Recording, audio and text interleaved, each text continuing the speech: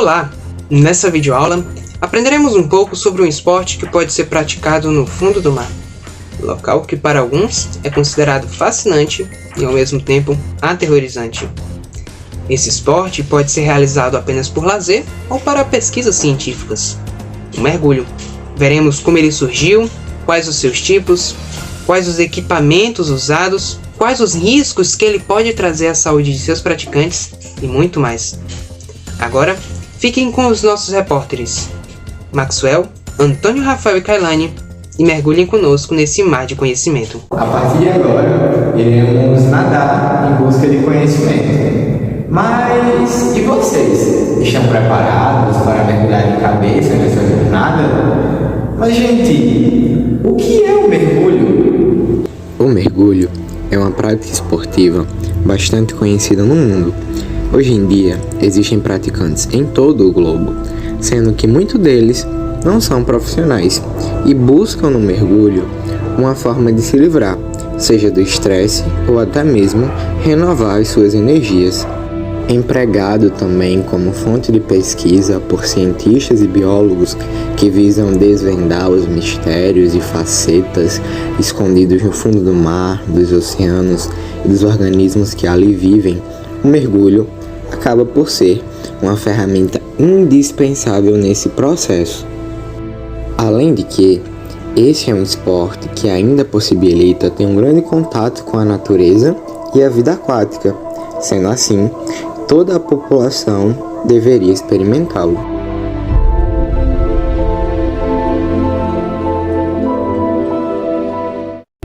Mas, afinal, o que seria o mergulho?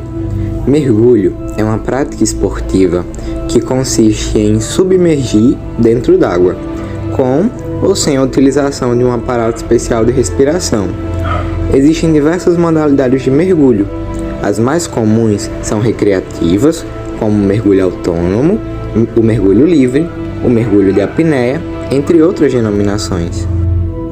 Não se sabe ao certo sobre quando o mergulho surgiu, mas ele é citado desde a Grécia Antiga, quando Homero e Platão já mencionavam a utilização de esponjas para banhos. Segundo alguns historiadores, nessa época a atividade também era praticada com o intuito de recuperar objetos valiosos perdidos durante os naufrágios. Hoje em dia, essa prática é vista como um esporte, contando como modalidade em diversos eventos, como o Guinness, onde os praticantes testam a resistência embaixo da água ou saltam de plataformas altíssimas com cerca de 10 metros de altura.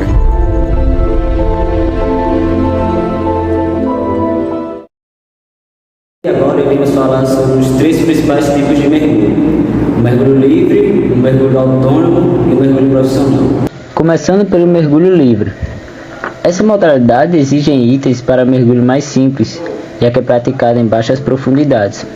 Aqui encontram-se outras duas modalidades, que são o mergulho em apneia e o snorkeling, que irei falar mais à frente. O mergulho em apneia consiste basicamente em utilizar-se apenas do ar dos pulmões. Acontece da mesma maneira quando nadamos. Ao colocar a cabeça embaixo d'água, prendemos a respiração com o pulmão cheio de ar. Dessa forma, o mergulho em apneia não exige nenhum tipo de equipamento de mergulho. Essa prática é muito utilizada por quem não passará da superfície. Mesmo assim, só deve ser executada por profissionais físicos e mentalmente treinados. A apneia estática. Nessa modalidade, os atletas devem percorrer a maior distância possível, estando submersos. Ela ainda se divide em competições com ou sem o uso de nadadeiras. A apneia sprint 25 por 50 metros. Nessa competição, o mergulhador precisa percorrer 25 ou 50 metros submerso, mantendo o fôlego e sendo o mais veloz possível, pois a vitória vai justamente para o mais rápido. Lastro constante. Essa é uma prática mais comum no mar e em lagos, em que o praticante utiliza um cinto de lastro que impede que ele suba e colabora para a submersão mais funda possível, sem a ajuda de um cabo guia. Agora falando sobre a segunda modalidade do mergulho livre, é o snorkeling. Esse é um tipo de mergulho mais indicado para quem não tem experiência, ou então terá seu primeiro contato com a prática. Os itens essenciais para o mergulho snorkeling são o snorkel, a máscara e as nadadeiras. O snorkeling é indicado para quem pretende dar pequenos mergulhos em apneia, ou então nadar e permanecer olhando para debaixo d'água. Os locais mais indicados para esse tipo de mergulho são rios, mares e piscinas naturais. Há também o mergulho autônomo. O mergulho autônomo é muito conhecido entre as atrações recreativas subaquáticas. Nessa categoria, é necessário aparelho de mergulho para respiração e dependente de suprimentos da superfície, ou seja, que não exija que a pessoa tenha que ir até a superfície para respirar. São mergulhos mais profundos, que podem consistir em visitas a cavernas ou embarcações naufragadas. Mesmo que seja com intuito recreativo, essa categoria exige um treinamento específico. Para o mergulho autônomo, é necessário o uso de cilindro de ar profundímetro, que mede a profundidade, o manômetro, que mede a pressão do ar do cilindro, e o colete equilibrador. Todos esses tipos devem estar devidamente acoplados ao cilindro. Vale ser uma observação que, dependendo da profundidade, é necessário que alguns itens sejam duplicados. E por último, mas não menos importante, temos o mergulho profissional. É voltado para pesquisadores e até mesmo para a construção de plataformas de petróleo e hidrelétricas. Como nesse caso, os mergulhadores passam muito mais tempo embaixo d'água. É necessário um treinamento especial para a prática. O mergulhador profissional tem funções parecidas com o operário de fábrica, utilizando soldas, fazendo manutenções nos equipamentos, só que embaixo d'água. Os equipamentos utilizados, primeiramente, o snorkel, que é um tubo de 30 cm que permite o praticante respirar durante o mergulho. Depois vem a máscara de mergulho, que permite ao praticante ter a visão nítida ao fundo do mar.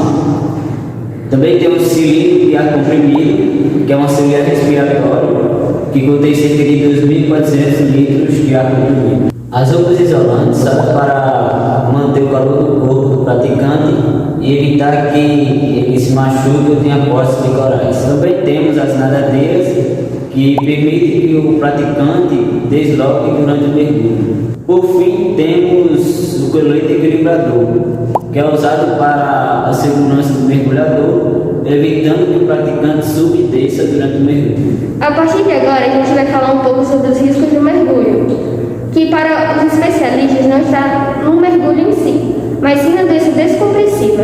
A doença descompressiva ocorre quando o indivíduo que está submerso na água sobe rapidamente para a superfície.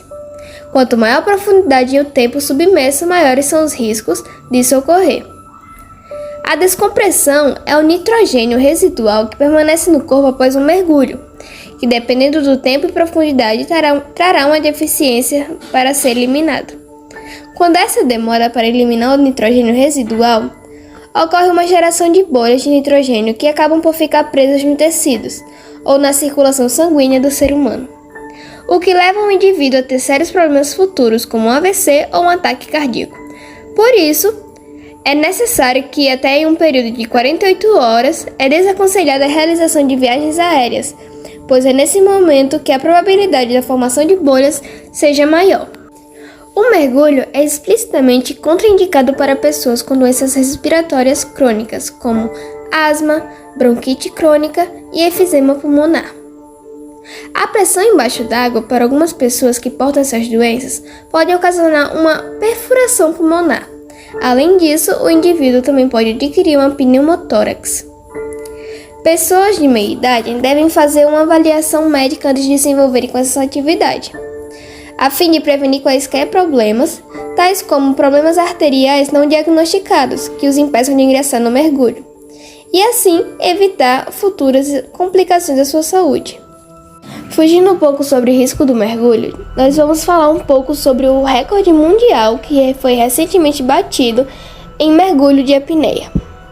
De acordo com as notícias, o dinamarquês Stig Aval Seversen, de 47 anos, bateu o recorde mundial de apneia ao dar 202 metros em 2 minutos e 42 segundos, sem respirar na praia de La Paz, no México. Mergulhador profissional, 4 vezes campeão mundial e multirecordista no Guinness Book. Seversen é formado em Biologia e PhD em Medicina. Ele começou a experimentar aprender a respiração quando era criança Então, começou a nadar aos 6 anos e foi campeão nacional 4 anos seguidos, aos 9, 10, 11 e 12 anos. A nossa videoaula sobre o mergulho fica por aqui, mas agradecemos a todos pela atenção prestada. Um tempo aterrorizante. Machucados e costas de corais. Agora falando um pouco mais.